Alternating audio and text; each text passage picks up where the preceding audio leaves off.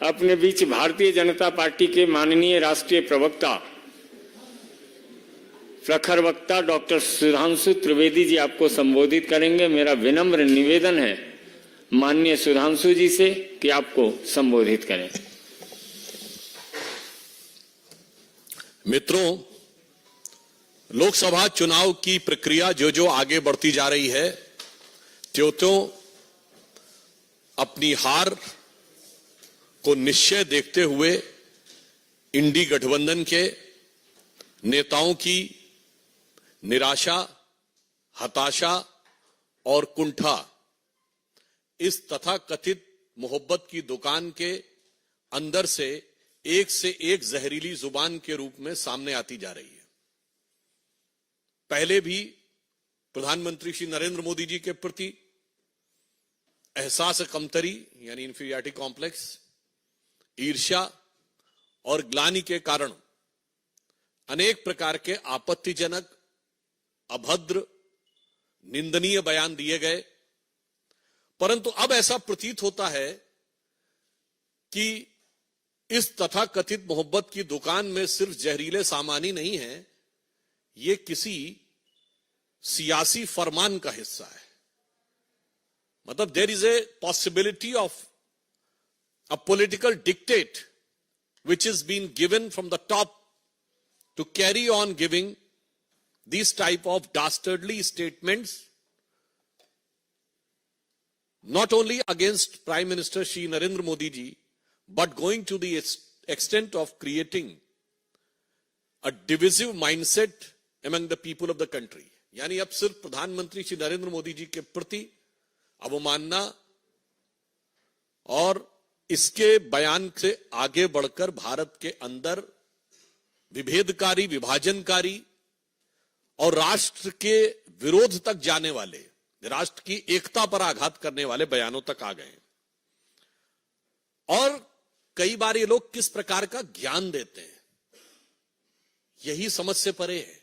देखिए देश को कैसे भ्रमित करने का प्रयास करते हैं। अभी केरल के मुख्यमंत्री श्री पिनारी विजयन ने सीए के ऊपर बोलते बोलते एक बहुत विचित्र बयान दिया। यह बयान जितना विचित्र है उतना ही स्पष्ट इसकी मानसिकता है।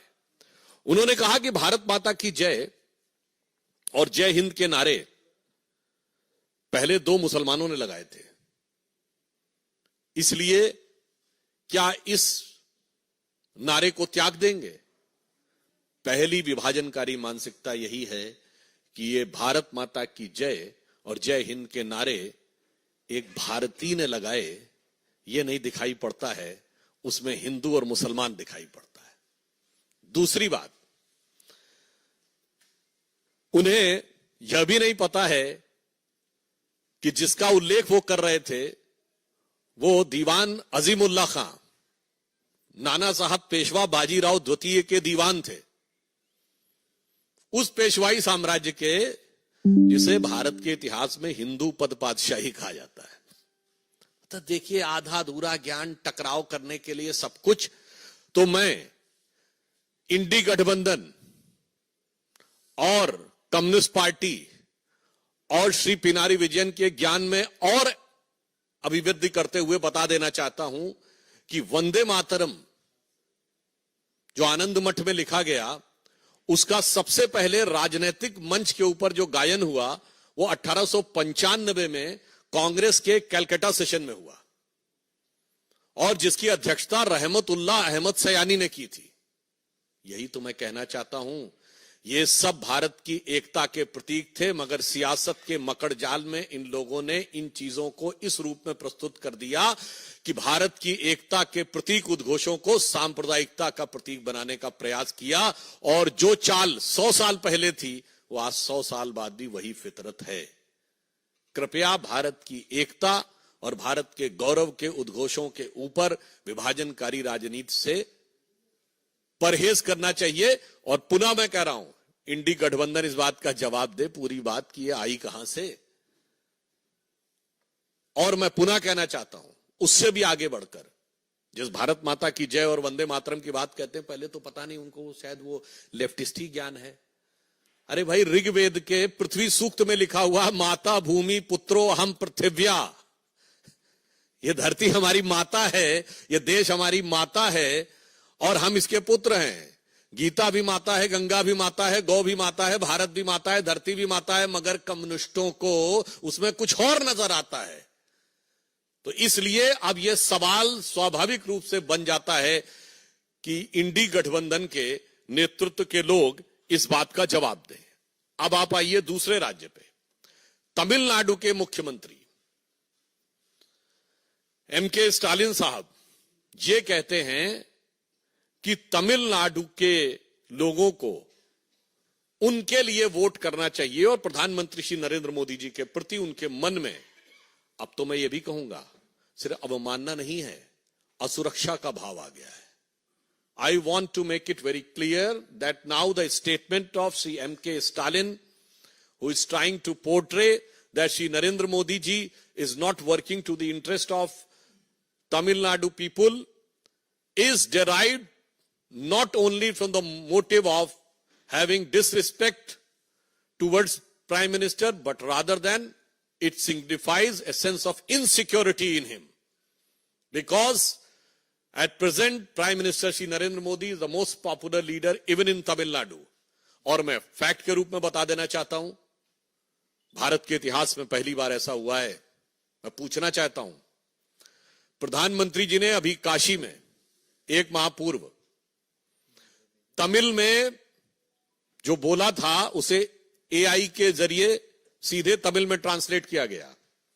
मैं विनम्रता और चुनौती से डीएमके से पूछना चाहता हूं कि आज तक कभी किसी भारत के प्रधानमंत्री की स्पीच रियल टाइम में जो हिंदी भाषी क्षेत्र में दी गई हो, तमिलनाडु में नहीं, हिंदी भाषी क्षेत्र में दी गई स्पीच तमिल में ट्रांसलेट की गई है? अगर की गई हो तो बता दें। यह प्रधानमंत्री जी की राष्ट्रीय एकात्मता के प्रतिभाव का प्रतीक है। क्या काशी तमिल संगम और सौराष्ट्र तमिल संगम कभी हुआ? आज भारत के की राजधानी दिल्ली में गौरव का प्रतीक जिसमें G20 हुआ, उस भारत मंडपम के बाहर नटराज की जो मूर्ति लगी है, यह तो तंजावुर की से निकली हुई नटराज की वह मूर्ति है जिसे तमिल संस्कृति में सबसे गौरव का प्रतीक माना जाता है। इसलिए मैं कहना चाह रहा हूं कि आज आप भी चाहें तो नमो ऐप पे जाके चेक भी कर सकते हैं, सभी भारतीय भाषाओं में रियल टाइम ट्रांसलेशन उनकी स्पीच का अवेलेबल है। भारतीय भाषाओं के प्रति जो सम्मान और उनके विकास के लिए जो कार्य प्रधानमंत्री मोदी जी ने किया है, शायद ये इन नेताओं के मन में असुरक्षा का भाव उत्पन्न करता जा रहा है। और हम ये भी पूछना चाहते हैं, आज तो आप उस कांग्रेस के साथ हैं जिसने एक नहीं अनेक बार तमिलनाडु में सरकार बर्खास्त की।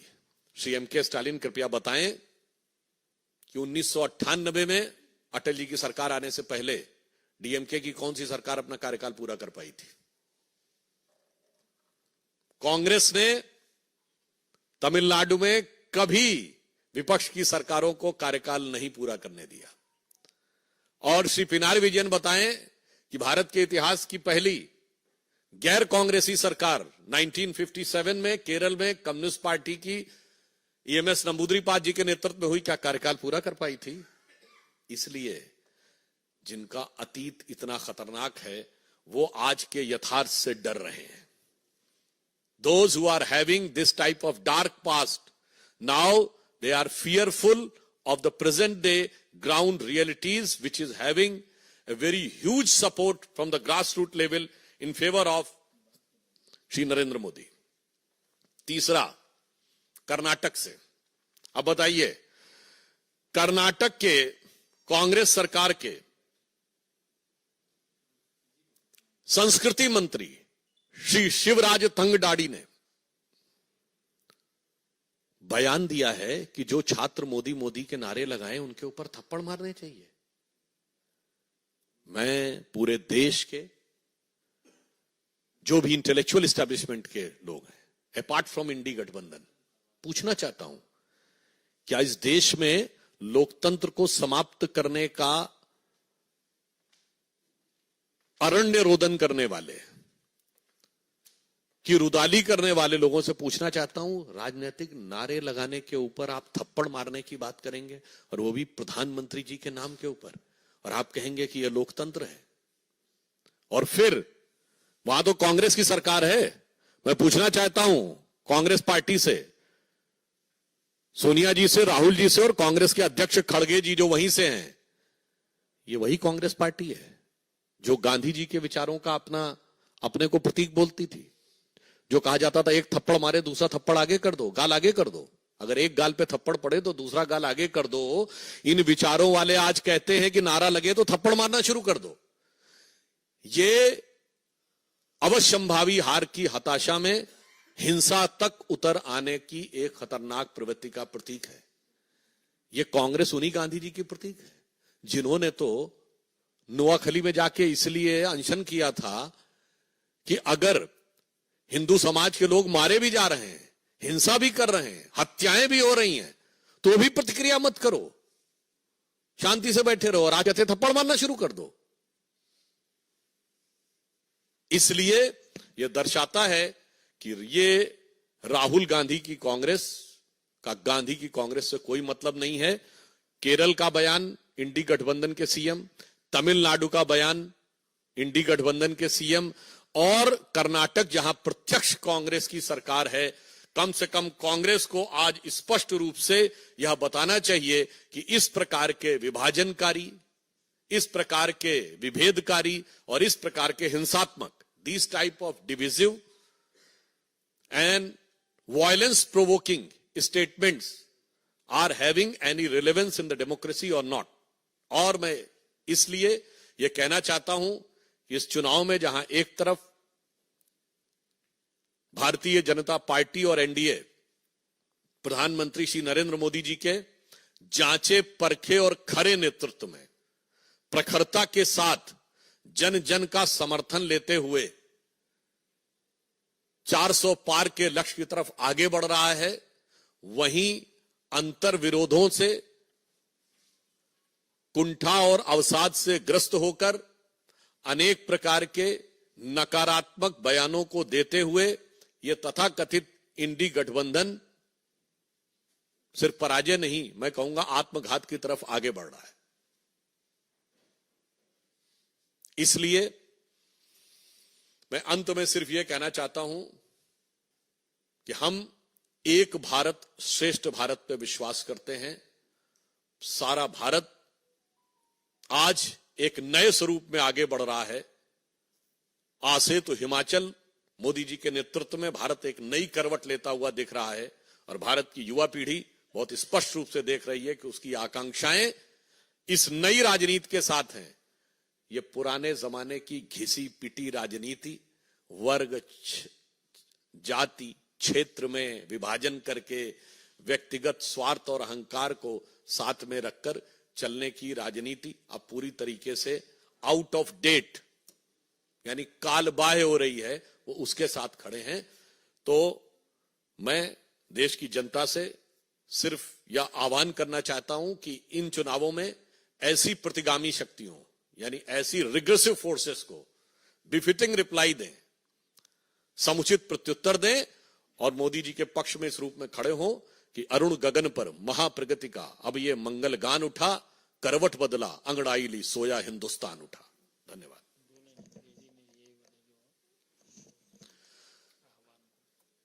Lastly, I would like to urge and request to youth of this country that the time has come to come along with Prime Minister Shri Narendra Modi ji for ushering India into a new era which will make it economic superpower, the most prominent country in the world, which is its legitimate and designated place since most of the time in the history. The time has come.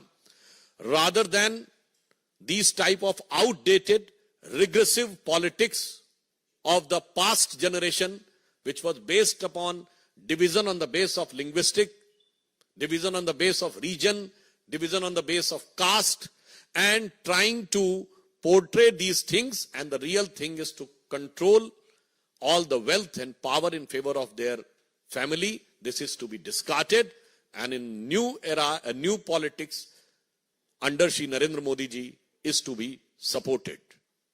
So, in this context, I would like to add one thing, that whatever darkness they want to put forth in front of India, but the youth is witnessing a great future ahead. With the Robert Frost poem, woods are lonely, dark and deep, but I have promises to keep and miles to go before I sleep, and miles to go before I sleep. So we are marching ahead, miles under the leadership of Prime Minister Shri Narendra Modi, to make India a new, powerful, developed and Jagat Guru. मित्रों, एक एक करके प्रश्न। Devendra Parashar, India TV.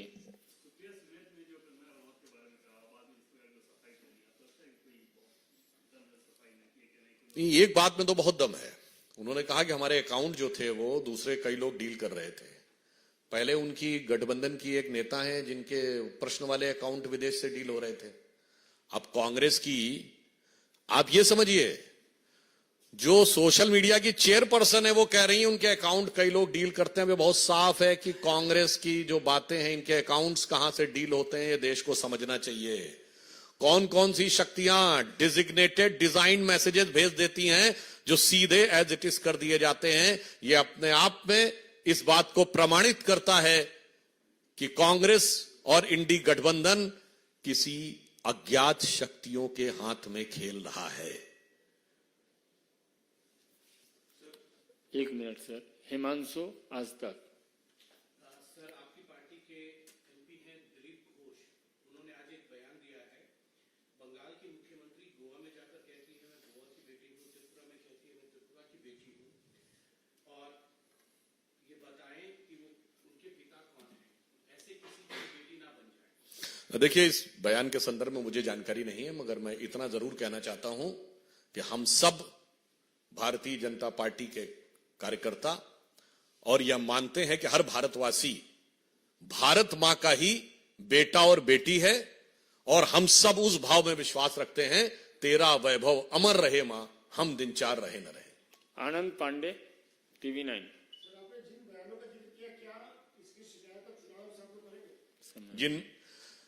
इस विषय में हमारी स्थानीय इकाई निर्णय लेगी। जहां तक मेरी जानकारी है वो संभवतः इसकी शिकायत करेंगे। कमलेश जी।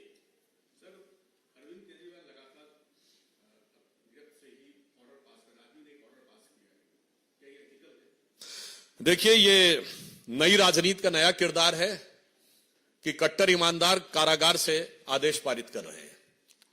तो मुझे लगता है इसमें क्या इथिकल है, इससे ज्यादा गंभीर इसमें पॉलिटिकल इशू है। ये देश की जनता के सामने एक बात बहुत साफ करता है कि जो लोग आके दावा करते हैं ना कि हम आएंगे और नई राजनीति लाएंगे, नया सवेरा लाएंगे, उनकी असलियत क्या होती है वो दिख गया। तो जो कुछ केजरीवाल जी कर रहे हैं, इसका जो तकनीकी पक्ष है, जो लीगल पक्ष है, उस पर तकनीकी और लीगल एजेंसीज काम कर रही हैं, पर यह एक संदेश देता है पूरे देश को कि अब प्रयोग धर्मी राजनीति का प्रयोग करने का अवसर भारत की जनता के पास नहीं है। भारत जिस निर्णायक दौर में है उसमें तपे तपाए आजमाए मोदी जी के नेतृत्व में आगे बढ़ने का समय है। किसी नई, if anybody wants to indulge in the experimental politics, it can be very detrimental for the moral fabric of the country and of the society. Aishwarya Paliwal. Ravikant Rai. Sir, Samajwadi Party के नेता हैं एसटी हसन, उन्होंने कहा है कि हमें परवरदिगार पे पूरा भरोसा है, इंशाअल्लाह इस बार जालिम का खात्मा होगा। हम किसी का नहीं लिया, लेकिन कम्युनिकेशन आप जो उन्होंने कहा है, तो मैं भी ये कहना चाहता हूं, अब उन्होंने परवरदिगार का नाम लिया तो मैं उसी पे उनको जवाब दे देना चाहता हूं कि साहब वो मोदी विरोध की नफरत में इस कदर एहसास कमतरी से वाबस्ता है कि उन्हें समझ में नहीं आ रहा कि हकीकत क्या है। तो जिसे कहते हैं, और इतनी दरार उनके दरो दीवार पे है कि परवरदिगार भी उसे बचा पाएंगे नहीं, मैं नहीं कह सकता। तो मैं उनके लिए कहना चाहता हूं कि इस गठबंधन में नहीं दिखती किसी को कोई दरार, क्योंकि हर दीवार पे चिपके हैं मोदी विरोध के इश्तेहार, और इस सिरे से उस सिरे तक सब शरीके जुर्म हैं। कोई तो जमानत पर रिहा है, कोई है फरार। इसलिए अब उनके लोग ही उनसे आजिज होकर, और देश की जनता कह रही है कि उनके लोग यानी मैं केटी हसन और समाजवादी पार्टी के लोगों के लिए कहना चाहता हूं कि ये रश्क जन्नत अब मुझे रास आती नहीं, मैं तो जहन्नुम में ही खुश था, ऐ मेरे परवरदिगार। Mohit Bhatt, Times Now. Yesterday, when this controversy broke out, both HS Ahir, Congress leader Supriya Shinde, on the same day tweeted a derogatory statement about Kamna. Again, they both said that somebody else accessed it, but two leaders making same statement on same day, sir. Do you think it's part of a larger plan? How do you think? That's why I have used the word that consistently these type of negative, dastardly statements are coming not by just by default, it is coming by design. इसीलिए मैंने कहा कि नफरत की दुकान के ये जहरीले सामान किसी सियासी फरमान के आधार पर आ रहे हैं. There is a political dictate which has been designed to create a negative atmosphere because उनको पता है कि पॉजिटिव पर तो वो कोई बात करने की स्थिति में नहीं. प्रज्ञा साक्षी। सर, अधीर रंजन चौधरी जी का बयान आया है, उन्होंने कहा है कि वरुण गांधी को बीजेपी ने टिकट इसलिए नहीं दिया क्योंकि वो गांधी फैमिली से हैं, उनको हमारे साथ आना चाहिए, हम उनको चुनाव लड़ेंगे। कांग्रेस के नेता प्रतिपक्ष हैं, वो राहुल गांधी जी के बयान के बारे में तो बता नहीं सकते हैं कि अभी तक राहुल गांधी का टिकट अमेठी से क्यों नहीं घोषित हुआ है, और वो अगर हमारे बारे में बोल रहे हैं तो मुझे लगता है कि उनको अपने बारे में सोचना चाहिए. और फिर अगर वो ये कह रहे हैं तो इसका मतलब वो मान रहे हैं कि भारतीय जनता पार्टी का कोई युवा नेता जो मोदी जी की सेना का है वो बड़ा नेता तो है. मतलब अब उनके बड़े नेता कितने बड़े हैं और कितने छोटे हैं उनके बयान से साबित हो जाता है. बहुत बहुत धन्यवाद।